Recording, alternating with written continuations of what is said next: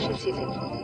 সম্পূর্ণ ভিডিওটি দেখতে আমাদের চ্যানেলটি সাবস্ক্রাইব করুন। গৃহপ্রবেশ সিরিয়ালে আপনারা দেখতে পেয়েছেন শুভলক্ষ্মী পাড়া প্রতিবেশী সবাইকে ডেকে এনে খুবই সুন্দর ও নিষ্ঠার সাথে পূজা করে, যা দেখে পিসিমা অনেক খুশি হয়ে যায় এবং শুভলক্ষ্মীর হাতে বাড়ির চাবি তুলে দেয়। বাড়ির চাবি পাওয়ার পর আদ্রিদের পরিবারের সবাই দেশে চলে আসে। আদ্রির সবাইকে গাড়িতে উঠে দিয়ে ব্যাগপত্র নিয়ে নিজে আসছিল, এমন সময় সে ওই কালো গাড়িটিকে আবার দেখে, অর্থাৎ আদ্রিত মোহনার গাড়িকে দেখে এবং সন্দেহ করতে শুরু করে। এদিকে মোহনা শুভলক্ষ্মীকে চ্যালেঞ্জ করে সে কখনোই শুভলক্ষ্মীকে ভালো থাকতে দেবে না। আগামী পর্বে আপনারা দেখতে পাবেন মোহনার সাথে যে ডোনা যুক্ত আছে এটা সবার সামনে প্রমাণিত হয়ে যাবে। তো ভিউয়ার্স, আপনাদের কাছে কি মনে হয়, শুভলক্ষ্মী কি ডোনাকে মাফ করে দিবে? আর সত্যি কি ডোনা আর মোহনার সত্যটা সবার সামনে চলে আসবে?